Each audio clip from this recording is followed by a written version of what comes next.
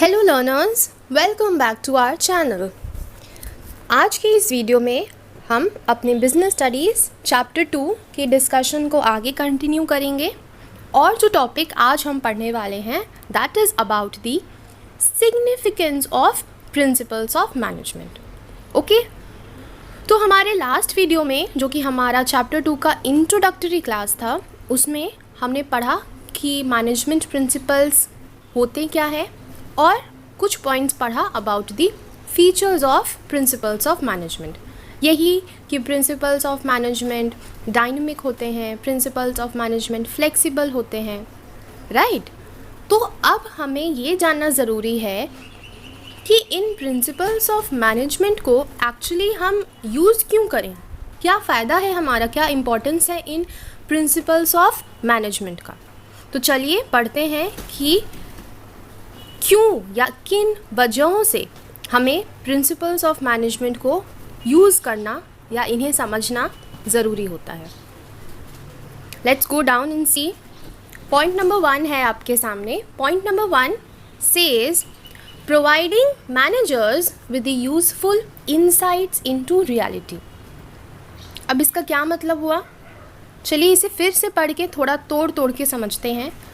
Providing managers, अच्छा मतलब ये मैनेजर्स को कुछ प्रोवाइड करता है। क्या प्रोवाइड करता है? Useful insights into reality. अच्छा, मतलब ये मैनेजर्स को कुछ रियलिटी के बारे में बताता है, कुछ रियल लाइफ सिचुएशंस के बारे में बताता है। इतना तो समझ आया। अब चलिए समझते हैं। देखिए, जो भी मैनेजमेंट हो रहा है हमारे अगल बगल इस पूरे वर्ल्ड में, तो जो रियल लाइफ प्रॉब्लम्स है, जो रियल लाइफ सिचुएशंस या सर्कमस्टेंसेस जो दूसरे मैनेजर्स एक्चुअली फेस करते हैं, उन प्रॉब्लम्स को, उन सर्कमस्टेंसेस को ये मैनेजमेंट प्रिंसिपल्स दिखाता है हमारे मैनेजर्स को, ताकि हमारे मैनेजर्स उन प्रॉब्लम्स के बारे में पहले से ही जान जाएं और उनको किस तरीके से डील करना है, किस मेथड से डील करना है, वो हमारे मैनेजर्स को पता हो पहले से। तो बताइए इसका फ़ायदा क्या होगा? इसका फ़ायदा ये होगा कि इन मैनेजमेंट प्रिंसिपल्स से हमारे मैनेजर्स का नॉलेज इंक्रीज़ होगा, उनके प्रॉब्लम्स को अंडरस्टैंड करने में और प्रॉब्लम्स के सॉल्व करने का जो एबिलिटी है, का जो स्किल है, वो बढ़ेगा, राइट। और एक और बात कि इन सब चीज़ों से हमारे मैनेजर्स क्या कर पाएंगे, अपने टाइम को सेव कर पाएंगे। क्यों? क्योंकि जो पहले कुछ मिस्टेक्स हो चुके हैं by maybe some another managers, तो उन मिस्टेक्स को किए बिना ही हमारे मैनेजर्स को पहले से पता है कि अच्छा इस टाइप के मिस्टेक्स होते हैं, मुझे अगर इस टाइप की सिचुएशंस को फ्यूचर में फेस करना पड़े तो मैं ऐसे ऐसे इसको सॉल्व कर लूँगा। Isn't it? समझ में आया? तो इन मैनेजमेंट प्रिंसिपल्स से हो क्या रहा है, ये मैनेजमेंट प्रिंसिपल्स हमारे मैनेजर्स को एक ओवरव्यू देते हैं। What about the real life situations. ठीक है, पढ़ते हैं। देखिए क्या लिखा है। The principles of management provides the managers with useful insights into real world situations. मतलब एग्जैक्टली रियल वर्ल्ड में किस तरह के मैनेजेरियल प्रॉब्लम्स, ऑर्गेनाइजेशनल प्रॉब्लम्स होते हैं, उनका आइडिया देता है हमारे मैनेजर्स को। ठीक है, अब इन प्रिंसिपल्स को अगर हम फॉलो करें, अगर हम इन मैनेजमेंट प्रिंसिपल्स को फॉलो करें तो क्या होगा, हमारा नॉलेज बढ़ेगा, हमारा जो एबिलिटी है, जो कैपेसिटी है टू अंडरस्टैंड दी सिचुएशंस और सर्कमस्टेंसेस, वो भी इंक्रीज़ होगा। हम पास्ट मिस्टेक्स से कुछ लर्न कर पाएंगे and also we would be able to save our time, because हमें पहले से पता है कि अच्छा अगर ये सिचुएशंस आया तो उस प्रॉब्लम को सॉल्व कैसे करना है, तो हमारा टाइम भी सेव होगा, हमारा टाइम कंजर्व होगा। Isn't it? तो पॉइंट नंबर 1 समझ आया? ओके, अब देखते हैं पॉइंट नंबर 2 क्या है। पॉइंट नंबर 2 बता रहा है optimum utilisation of resources and effective administration. तो यहाँ बेसिकली 2 पॉइंट्स को मिला के एक पॉइंट बनाया गया है, हम दोनों को अलग अलग करके समझेंगे। पहले समझते हैं about the optimum utilisation of resources. अब आप लोग ही बताओ कि मैनेजमेंट के पास जो भी रिसोर्सेज हैं, चाहे वो रॉ मटेरियल्स हो, चाहे कैपिटल हो, चाहे ह्यूमन रिसोर्सेज हो, वो क्या है, लिमिटेड है या अनलिमिटेड है? सोचो क्या है? Yes, of course it is limited. तो एक मैनेजर का पर्पस या एक मैनेजर का कर्तव्य क्या होता है कि वो उन रिसोर्सेज को अच्छे से यूज़ करे, बेस्ट पॉसिबल वे में यूज़ करे, एफिशिएंटली यूज़ करे, कोई वेस्टेज ना करे, है ना? तो यही बता रहा है कि किस तरीके से हम अपने रिसोर्सेज को ऑप्टिमली यूज़ कर सकते हैं, वो हमें इन मैनेजमेंट प्रिंसिपल्स को पढ़ के समझ आ जाता है। इसीलिए मैनेजमेंट प्रिंसिपल्स एक ऑर्गेनाइजेशन में होना बहुत ही इम्पोर्टेंट है। Right, clear? First point, optimum utilisation of resources. चलिए मैं 2 लाइन पढ़ देती हूँ। Resources both human and material are available with the company, they are limited, so they have to be put to the optimum use। मतलब हमें use करना है, लेकिन कैसे? बचा बचा के, संभल के यूज़ करना है, कोई वेस्टेज नहीं करना है। राइट, देखिए एक और लाइन लिखा है, they should be put to use in such a manner that they give maximum benefit with minimum costs। Clear? Okay, अब समझते हैं सेकंड पार्ट। सेकंड पार्ट था हमारा एडमिनिस्ट्रेशन के बारे में, कि हम एडमिनिस्ट्रेशन को, मीन्स जो अथॉरिटी है, जो पावर है, उसको हम ढंग से किस तरीके से यूज़ कर सकते हैं। तो मैनेजमेंट प्रिंसिपल्स हमें ये बताता है कि जो भी पावर है हमारे ऑर्गेनाइजेशन में, जो एक एडमिनिस्ट्रेशन प्रोसीड्योर चलता आ रहा है, उसको हमें हमेशा किस तरीके से यूज़ करना है? यूज़ करना है सही तरीके से। मतलब किसी के प्रति अननेसेसरी बायस्ड नहीं होना है, किसी को अननेसेसरी प्रेफरेंस नहीं देना है। कहने का मतलब हमें अपने पावर्स को अच्छी तरीके से यूज़ करना है, गलत तरीके से यूज़ नहीं करना है।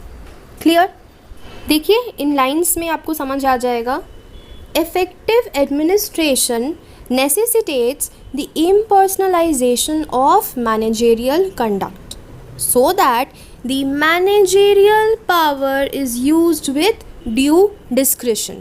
कहने का मतलब ये है कि effective managerial skills या effective administration हमारे organization में तभी हो सकता है जब हम अपने powers को, या कहें हम अपने managerial powers को यूज़ करें किस तरीके से? due discretion, मतलब अपने पावर्स को वाइजली यूज़ करें, तरीके से यूज़ करें, कोई गलत काम नहीं करें। देखिए हमारा डिसीजंस कैसा होना चाहिए? हमारा decisions must be free from personal prejudices and biasness. Clear? मतलब बिल्कुल सही तरीके से हमें अपने पावर्स का यूज़ करना है हमारे ऑर्गेनाइजेशंस में। समझ आ गया होगा आपको ये पॉइंट। अब चलते हैं पॉइंट नंबर 3 पर। पॉइंट नंबर 3 हमसे कह रहा है साइंटिफिक डिसीजंस। अब डिसीजंस हमारे ऑर्गेनाइजेशंस में कौन लेता है? Managers, isn't it? तो मैनेजर्स के जो डिसीजंस होने चाहिए वो कैसे होने चाहिए? ऐसे ही रात को सोए, कुछ सोचे और सुबह कुछ डिसाइड करके ऑर्गेनाइजेशन में इम्प्लीमेंट कर दिया, वैसा होना चाहिए? या जो डिसीजन होना चाहिए it must be with proper facts, it must be thoughtful, it should be related with the decision या for the purpose I'm making the decision। बताइए कौन सा होना चाहिए, फर्स्ट वाला या सेकंड वाला? डेफिनेटली सेकंड वाला, बिकॉज सेकंड वाले डिसीजन में हमारा डिसीजन कैसा है? हमारा डिसीजन सिस्टमैटिक है, हमारा डिसीजन साइंटिफिक है, इजंट इट? वो फैक्ट्स के साथ बना हुआ है, उसमें हम लोगों ने अपना थॉट प्रोसेस इन्वेस्ट किया है, बहुत सोचा है, फिर जाके उस डिसीजन पे हम पहुँचे हैं। ठीक है? Justifiable in terms of intended purposes, मतलब जिस रीज़न के लिए हम पर्पस बना रहे हैं उस रीज़न के लिए वो डिसीजन बिल्कुल सही है। राइट? मतलब कि जैसे अगर एक डिसीजन लेना है कि कैसे हम अपने ऑर्गेनाइजेशन के प्रॉफिट्स को बढ़ा सकते हैं, ठीक है, मैनेजर को ये डिसाइड करना है कि मैं क्या करूं। वो नेक्स्ट डे आता है, वो बोलता है ठीक है मैंने डिसाइड किया है कि अब से मेरे ऑर्गेनाइजेशन में कोई ब्लू शर्ट्स पहन कर नहीं आएगा। ब्लू शर्ट्स, ऑर्गेनाइजेशनल प्रॉफिट, ये कैसा लिंक हुआ? अजीब लग रहा है ना? तो कहने का मतलब ये कि जो भी हम डिसीजन लेते हैं वो हमारे पर्पस के साथ जस्टिफिएबल होना चाहिए। ऐसा नहीं कि हमारा मोटिव कुछ और था और डिसीजन हम किसी और बेसिस पे ही ले रहे हैं। समझ आया? तो हमारा डिसीजंस कैसा होना चाहिए? हमारा डिसीजंस होना चाहिए based on facts, it should be thoughtful, it should be justifiable, right? और इन सब चीज़ों के साथ प्लस पॉइंट ये भी आ रहा है कि जो हमारे मैनेजमेंट प्रिंसिपल्स हैं वो हमें इन डिसीजन मेकिंग में हेल्प करते हैं, ठीक है? बिकॉज इन मैनेजमेंट प्रिंसिपल्स में प्रॉपर लॉजिक होता है और कोई ब्लाइंड फेथ नहीं होता। They are based on principles, they are free from biasness and prejudice. Clear? इसीलिए अगर हम मैनेजमेंट प्रिंसिपल्स इम्प्लीमेंट करें, मैनेजमेंट प्रिंसिपल्स फॉलो करें अपने ऑर्गेनाइजेशन में, तो हमारे डिसीजंस भी प्रॉपर साइंटिफिक होंगे, ठीक है? क्लियर? ओके। अगर डाउट है तो आप नीचे कमेंट करके डेफिनेटली पूछ सकते हैं ना। अगर डाउट नहीं भी है, आपको पूरा चैप्टर, पूरा पोर्शन अच्छे से समझ आ गया, तो आप वो भी लिखिए। We would love to hear from you. हमारे लिए आपका फीडबैक ही सबसे इम्पॉर्टेंट है, ठीक है? तो ज़रूर ट्राई करिएगा कमेंट करने का। अगर कोई डाउट नहीं है तो बहुत अच्छी बात है तो पूछ लीजिए। कैसा लगता है आपको वीडियोस देखकर? क्या किस तरीके का आप और चाहते हो कि हम इम्प्रोवाइजेशन कर सकते हैं? क्या आपको वीडियोस इंग्लिश में चाहिए, हिंदी में चाहिए, बोथ द लैंग्वेजेस? जैसे कि मैंने अभी स्टार्ट किया था, I have started putting a playlist जिसमें मैं सिर्फ इंग्लिश पर वीडियोस डालती हूँ। I speak only in English. तो वो भी एक सीरीज़ आएंगी, आई थिंक नेक्स्ट वीक मैं उससे भी कंटिन्यू करूँगी। तो प्लीज़ आप लोग अपना फीडबैक ज़रूर दीजिएगा। Okay, that's all from my side. Now let's continue and move two point number 4। Point number 4 कहता है हमारा मीटिंग चेंजिंग एनवायरनमेंट रिक्वायरमेंट्स। मतलब कि जो हमारे मैनेजरियल प्रिंसिपल्स हैं वो क्या है? वो है तो guidelines, general guidelines. They tell us how to behave, how to put our actions, right? तो यही मैनेजरियल प्रिंसिपल्स हमें हेल्प करते हैं किसी भी चेंजिंग एनवायरनमेंट के साथ डील करने में। बाई चांस किसी तरीके का टेक्निकल चेंज हुआ, जैसे कि फॉर एग्जांपल कुछ साल पहले जीएसटी आया, पूरे इंडिया का पूरा टैक्स सिस्टम ही चेंज हो गया। अब टैक्स सिस्टम चेंज हुआ मतलब क्या? हमारा या हम जिस एनवायरनमेंट में ऑपरेट कर रहे थे उसमें कुछ ना कुछ या किसी हद तक चेंज हुआ। अब हम उसके साथ कैसे डील करें? तो उसमें हमारी हेल्प कौन करता है? उसमें हमारी हेल्प करता है हमारा मैनेजमेंट प्रिंसिपल्स, ठीक है? Why? Because they are guidelines, they are the framework which tells us how to behave, how to act. हमें किस तरीके से प्रोसीड करना है, हमें किस तरीके से आगे बढ़ना है, वो हमें बताता है हमारा मैनेजरियल प्रिंसिपल्स, ठीक है? पॉइंट नंबर 4 में बता रहा है कि principles are general guidelines, they are modified to meet the changing requirements of the organisation, है ना? और फीचर्स में भी हम लोगों ने पढ़ा था क्या? कि management principles are flexible, because वो हमारे सिचुएशन के अकॉर्डिंग, वो हमारे कंडीशन के अकॉर्डिंग हम उसे मॉडिफाई या चेंज कर सकते हैं, इज़न्ट इट? तो पॉइंट नंबर 4 क्यों इम्पॉर्टेंट है? पॉइंट नंबर 4 इसलिए इम्पॉर्टेंट है बिकॉज वो हमें चेंजिंग एनवायरनमेंट को अडेप्ट करने में हेल्प करता है। क्लियर?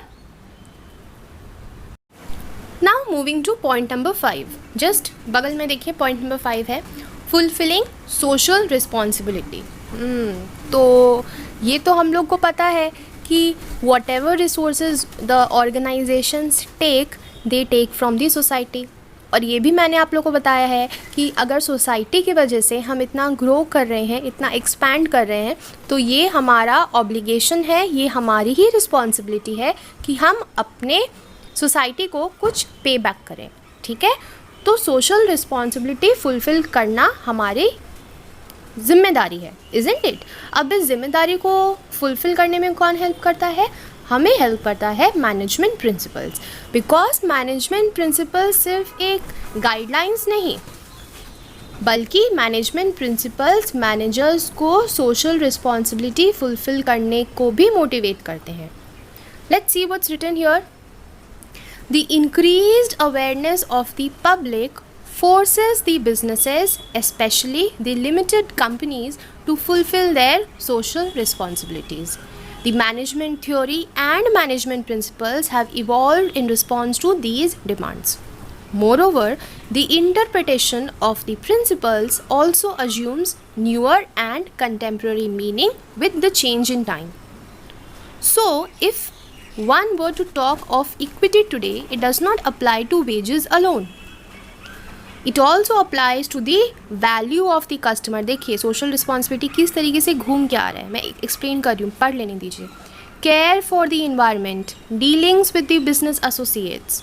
ओके, तो इसमें कह रहा है कि सिर्फ मैनेजमेंट प्रिंसिपल्स या एक मैनेजर का ये रिस्पॉन्सिबिलिटी नहीं है कि अपने एम्प्लॉयज़ को इक्वली पे करें, वो तो है ही, पर उसके साथ कुछ और चीज़ें भी ऐड ऑन रहती हैं, जैसे कस्टमर्स को वैल्यू प्रोवाइड करना, अच्छा इन्वायरमेंट देना, work environment, proper working conditions देना, care for the environment. Care for the environment मतलब पोल्यूशन नहीं करना, टैक्स अच्छे से पे कर देना, right. Dealings with the business associates, जब हम अपने एसोसिएट्स या अपने बिजनेस पार्टनर्स के साथ कोई डीलिंग कर रहे हैं तो उनके साथ भी अच्छे से बिहेव करें, कोई गलत काम ना करें, ठीक है. तो मैनेजमेंट प्रिंसिपल इनडायरेक्टली हमें अपने सोशल रिस्पॉन्सिबिलिटीज़ को फुलफ़िल करने के लिए भी मोटिवेट करता है. Clear to you? ओके, अब चलते हैं नीचे. हमारा नेक्स्ट पॉइंट है management training, education and research. जो हमारा मैनेजमेंट प्रिंसिपल्स है, ठीक है, वो कैसे बना है मैनेजमेंट प्रिंसिपल? मैनेजमेंट प्रिंसिपल बना है प्रॉपर एक्सपेरिमेंट से, प्रॉपर ऑब्जर्वेशन से, प्रॉपर फैक्ट्स के साथ लॉजिकल थिंकिंग इन्वॉल्व है ना. तो क्या हम ये कह सकते हैं कि जो भी हमारा प्रिंसिपल्स ऑफ मैनेजमेंट है वो हमारे पूरे मैनेजमेंट थ्योरी का क्या कहें प्रसाद है ना, एकदम कोर मिक्सचर, जो मेन चीज़ें उठ के आती है वो क्या है एक्चुअली, वही तो हमारा प्रिंसिपल्स ऑफ मैनेजमेंट है जो पूरे मैनेजमेंट में पढ़ाया जाता है. अगर हम बोलें कि the crux of it, the main theme of it, वो क्या है, वो वही तो हमारा प्रिंसिपल्स ऑफ मैनेजमेंट है ना. तो एज बिकॉज ये प्रिंसिपल्स डेवलप हुई हैं by research in the management theory, तो इसीलिए मैनेजमेंट ट्रेनिंग या मैनेजमेंट एडुकेशन में इन प्रिंसिपल्स को यूज़ किया जाता है. Clear to you? जैसे कोई MBA कोर्स हो, कोई BBA कोर्स हो, ठीक है, तो MBA और BBA कोर्स में भी इन प्रिंसिपल्स को पढ़ाया जाता है. कभी कभी मैनेजमेंट अपने इंटरव्यूज़ में जो टेस्ट्स लेते हैं, एप्टीट्यूड टेस्ट, वो टेस्ट भी इन प्रिंसिपल्स पे बेस्ड होते हैं. तो आप समझ रहे हो मैनेजमेंट ट्रेनिंग में, एडुकेशन में और रिसर्च में इन मैनेजमेंट प्रिंसिपल्स का कितना बड़ा रोल है, इज़न्ट इट? चलिए पढ़ते हैं, फिर आपको और समझ आएगा. The principles of management are at the core of management theory. मतलब core means the main centre, the main thing. As such these are used as the basis for training, education and research. ठीक है. Entrance to management institute, तो वहाँ पे जाने के लिए क्या है, मैनेजमेंट एप्टीट्यूड टेस्ट्स देने पड़ते हैं. तो ये एप्टीट्यूड टेस्ट्स कैसे डेवलप होता है, इन मैनेजमेंट प्रिंसिपल्स पे ही वो बेस्ड होता है. वहाँ पूछा जाता है कि आप बताओ इस सिचुएशन में आप होते तो क्या मैनेजमेंट प्रिंसिपल अप्लाई करते हैं, या आप किस तरीके से इस सिचुएशन से डील करते हैं, राइट. तो इन प्रिंसिपल्स का मेन काम क्या है, these principles provide the basic ground. Basic ground means the basic platform for the development of management as a discipline. देखो फिर मैंने बताया था ना, MBA BBA में भी इन प्रिंसिपल्स को पढ़ाया जाता है. क्लियर? तो आज की इस डिस्कशन में हम लोगों ने जो पॉइंट्स पढ़ा, दैट वाज अबाउट कि इन मैनेजमेंट प्रिंसिपल्स का एक्चुअली सिग्निफिकेंस क्या है, क्यों भाई, क्यों ये क्यों है हमारे लिए इतने इम्पॉर्टेंट, क्या एप्लीकेबिलिटी है इनका.